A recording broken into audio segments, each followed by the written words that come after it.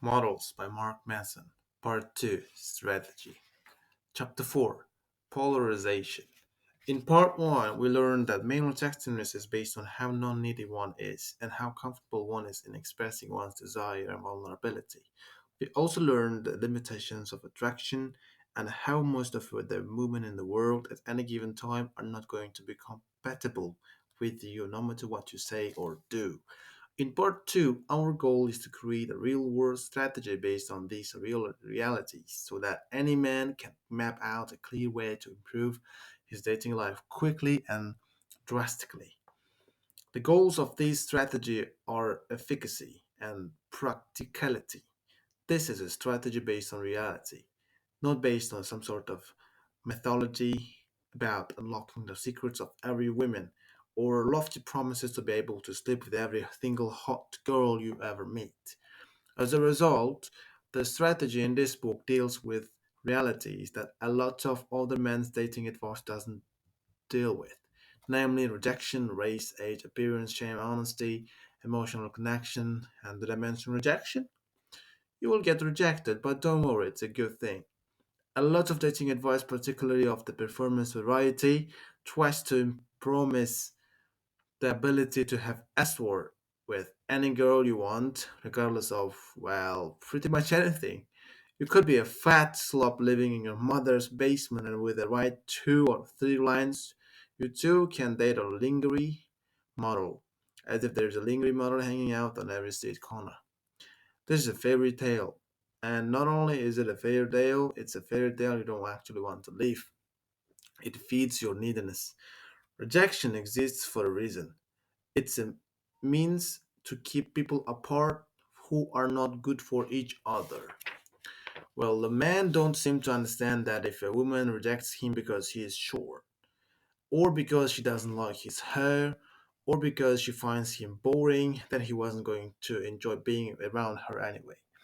Ask yourself this: why would you want to be intimate with someone who doesn't appreciate you? Why would you ever settle for such a person? Because she's hot? Come on, have a little more self respect, have some higher standards. Again, the men who are needy and have poor self esteem are the ones who are willing to completely alter their personalities in order to seduce any women. The first step to being more attractive is to see rejection as a means to eliminate women who won't make you happy from your life. It's a blessing, not a curse. So let's start at the beginning. There are an infinite number of women out there, and we cannot possibly meet or even know all of them.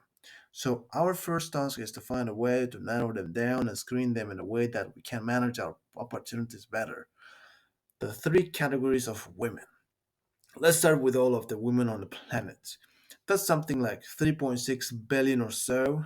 Obviously, you are not going to desire the majority of the women in the world. So we can cross out all of the ones who are physically not to your taste. If you don't find a woman attractive, don't hit on her. Don't ask her out. Don't do anything. That's it. Decide whatever you like in a woman by your own standards. If you like big girls or curvy girls, go for it.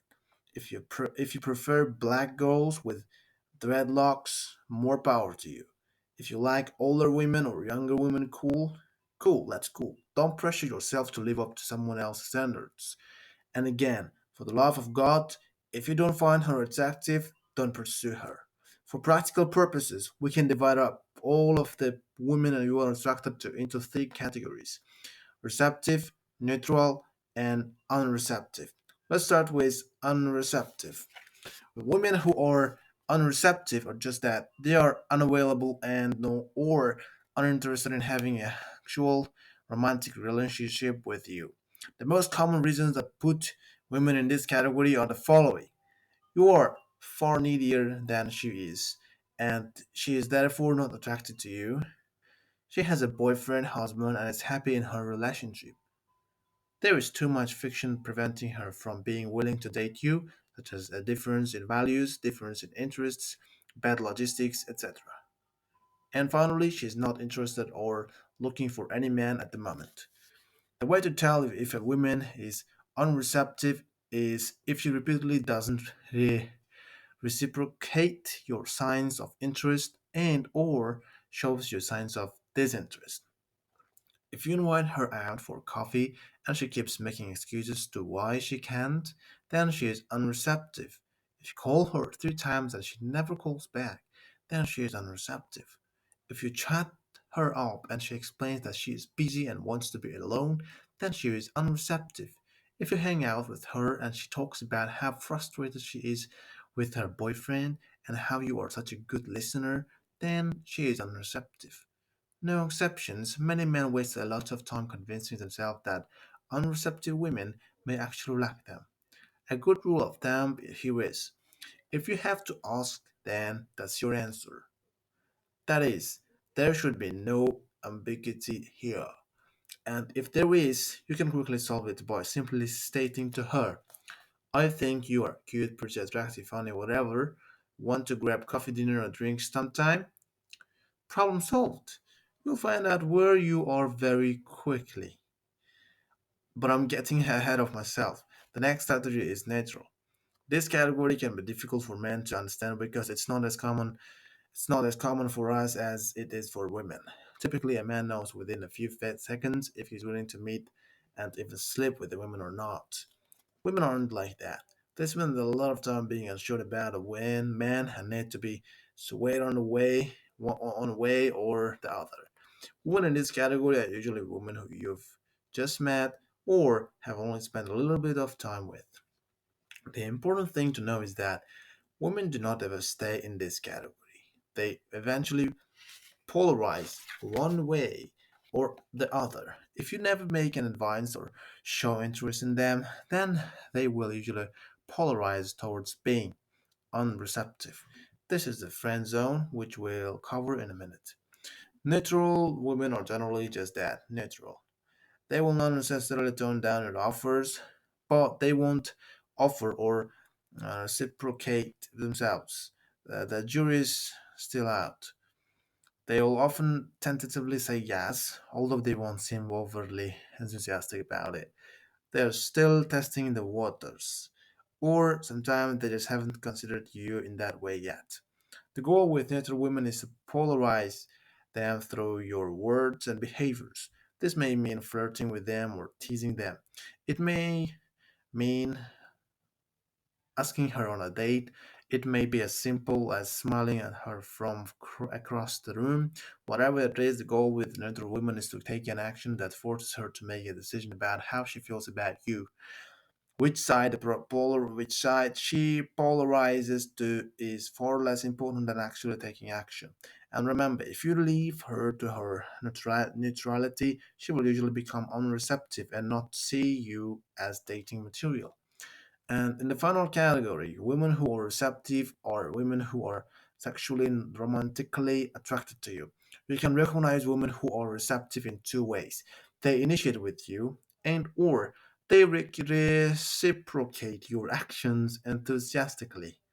Some examples of a woman initiating with you. Well, she makes strong eye contact with you and doesn't break it. She approaches you. She touches you unprovoked. She asks for your number or invites you out with her friends or herself. She asks you a lot of questions about yourself and seems genuinely interested in you. She introduces you to her friends. She gives you her number. She comes up with some excuse or reason for you to hang out with her or spend time with her. Chances are, if you are reading this book, many of the girlfriends and or actual experiences you have had with women in the past only happened because she initiated with you. That's fine, but just going about your life, unless you are extremely good looking or have a great lifestyle, or you manage to meet women through good social contacts, few women are going to initiate with you, and the few who do won't initiate often. Well, in fact, most women, especially very beautiful women, even if they are attracted to you, won't initiate with you. Remember, women tend to be less invested before S-word. Therefore, they usually expect men to initiate in the beginning. There are also strong cultural pressures on women to wait for the man to initiate. The other way women demonstrate that they are receptive is when they are reciprocate. It's important to recognize the subtle difference between a woman reciprocating your advances and a woman being neutral towards your advances. A woman who is neutral with them will simply not respond at all. For instance, if you touch a neutral woman on her back while you speak to her, she'll just act like you're not touching her. A woman who is reciprocating will do something to respond positively to your advance. Think of it as her signaling to you that she accepts you're advancing on her and likes it. If you touch the woman on the back and she wants to reciprocate, she would either lean back into you, lean in closer to you, or touch you in return. Here are some other common examples of reciprocation. She ignores her friends to stay and talk to you. She keeps very strong eye contact and laughs a little too much at everything you say. When you touch her, she touches you in return. When you put your arm around her, she leans into you. When you take her hand to move somewhere, she holds it in return. When you ask her out on a date, she offers a place to go or mentions something she'd like to do with you. Most interested women will reciprocate on small signals to show that they are interested in you. Catching on to how women reciprocate and noticing the signals is something that you could evolve with experience, but it shouldn't be too hard if you know what to pay attention to. A lot of the methods of flirting that we'll cover in part 5 will address the specific ways in which women reciprocate and how to handle them. Well, unfortunately, the vast majority of women you will meet, assuming you are a typical guy, will be either neutral or unreceptive. This is true for the most of the male population, myself included, so don't worry. The percentage of women that you meet in each category will vary widely from man to man and also very widely depending on the context in which you meet women. For instance, you could be a 40-year-old investing mogul, and at networking events or conferences, you may find that 40% or more women are receptive, and few make themselves unreceptive or neutral. But that same man can go to a nightclub full of drunken 20-year-olds and soon find that only 1% of women are receptive or neutral, and 99% are unreceptive. This is a concept I call demographics, and I've devoted all of chapter 7 to it because it's extremely important. The exact percentage of women falling into each category aren't really that relevant. A lot of men and even a lot of dating advice books misplace a lot of time and effort due to not understanding these three categories and the strategies that go along with them. Strategies for each category. Your course of action will differ depending on the type of woman you meet. When many men can make the mistake of applying the wrong strategy to the wrong category of women. For instance, they'll try to convince an unreceptive woman to become receptive, or they will treat a woman who is already receptive as if she isn't yet. Not only is this a time waster, it's also ineffective. The goal with unreceptive women is to identify them and move on as quickly as possible. They are time sinks. Typically, if women are unreceptive, they are unreceptive for a good reason. And it has little to do with you. Or maybe it does has everything to do with you, in which case you should learn from it. Well, you are almost never going to change the mind of an unreceptive woman, and even when you do, it's often not worth the effort.